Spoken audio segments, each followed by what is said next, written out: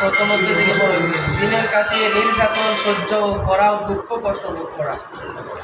হুজুর আকরাম সাল্লাল্লাহু আলাইহি ওয়াসাল্লাম, সবাই বলি সাল্লাল্লাহু আলাইহি ওয়াসাল্লাম, সাহাবায়ে কেরাম রাদিয়াল্লাহু তাআলা আনহুম দ্বীন প্রচারের জন্য যে পরিমাণ দুঃখ কষ্ট সহ্য করিয়াছেন, উহা সহ্য করা তো দূরের কথা, ওইরূপ ইচ্ছা পোষণ করা আমাদের মতো নানা একের পক্ষে কঠিন ব্যাপার। সুবহানাল্লাহ। দুঃখ কষ্ট সহ্য করা তো দূরের কথা, চিন্তা করারও কি আমাদের দ্বারা অনেক কষ্টের ব্যাপার। ইতিহাসের কিতাব সমূহ এইসব ঘটনার বিবরণ ভরপুর হইয়া রইয়াছে, কিন্তু সেই অনুযায়ী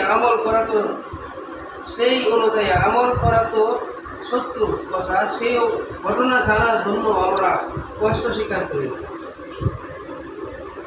এই অধ্যায়ে নমুনা স্বরূপ কয়েকটি ঘটনা উল্লেখ করা হয়েছে।